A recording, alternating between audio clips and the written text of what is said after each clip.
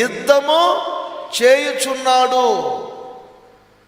ఆయన మీ పక్షముగా మీలో ఉన్న అలవాటుతో యుద్ధం చేయబోతున్నాడు. మీరు మనసు మార్చుకోలేరు, ఆయన అనుకుంటే మార్చగలరు. ఒక ఆయన మా సామాన్లన్నీ మోసి వ్యాన్ తీసుకొని మీటింగులకు వస్తాడండి.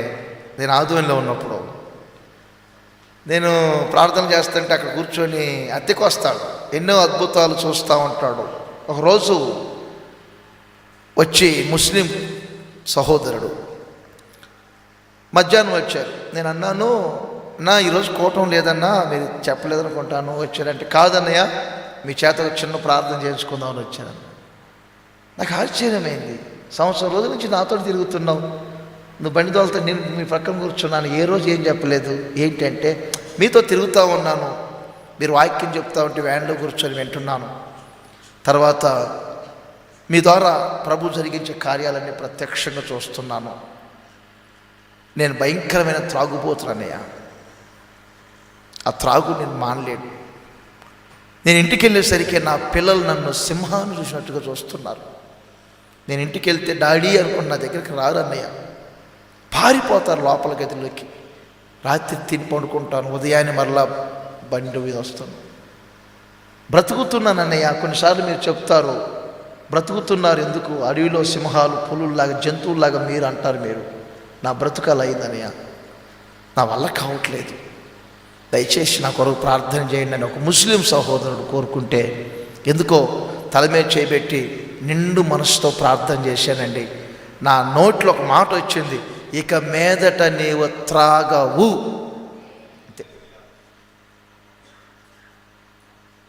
ఆమేన్ అనుకుంటే వెళ్ళాడండి. 2-3 నెలలు బాగానే ఉన్నాడు. కుర్రోళ్ళు కొంతమంది ఉంటారు కదండి, ఇంట్లో బియ్యం ఉన్నాయి, బియ్యం లేవంటే డబ్బులు ఇవ్వరు, పిచ్చికల్లుకు మాత్రం ఇస్తారు. మరి ఇంట్లో కూరగాయలు లేవు, రాకు వచ్చి డబ్బులు రా అంటే ఇవ్వడు. బ్రాంచ్ షాప్కి వెళ్దామంటే ఇస్తారు. రే బ్రాంచ్ షాప్కి వెళ్దాం రండి అంటే, నేను రాను మానేశానని అంట. చాలేవే మానాడు భక్తుడే, పెద్ద పెద్ద భక్తుడు, బాబా దిగొచ్చాడు సిరిసిల్ల భక్తుడు అని. కొంతమంది ఏమో చేస్తుంటారులే, భక్తురాలని. రా అన్న, నేను రానంటలా. ఫ్రెండ్ మ్యారేజ్ రా, ఫంక్షన్కి మనకు పార్టీ ఇస్తున్నాడు రా, నేను రాను. నువ్వు రాకపోతే ఎత్తుకొని పోతాం, నీ గొంతులో ఊదురు గొట్టం అని పెట్టి పోస్తాం. అంత అవసరమా? మానుకున్నాడు సరే అనొచ్చు కదండి.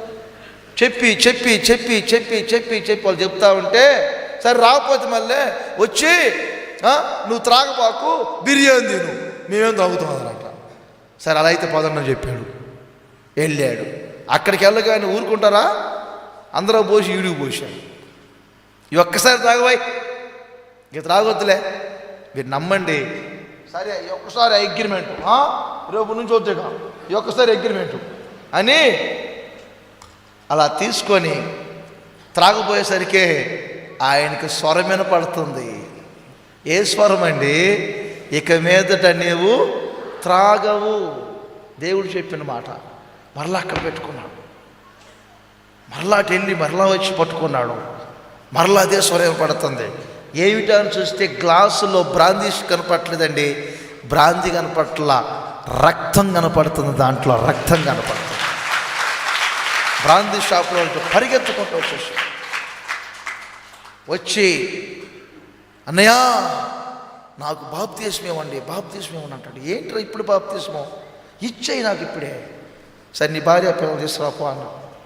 వాహనం తీసుకొచ్చాడు. అప్పుడప్పుడు బాప్తిస్మం పొందాడు. యేసు ప్రభువుని నమ్ముకొని ఈ రోజున ప్రశాంతంగా బ్రతుకుతున్నాడు. నేడు చూసిన శరీర కార్యాలు ఇక మీరు చూడరు. నా దేవుడు మీ పక్షముగా యుద్ధం చేయబోతున్నాడు. మీ యుద్ధములన్నిటిని ఆయనే జరిగించుగాక. హల్లెలూయా.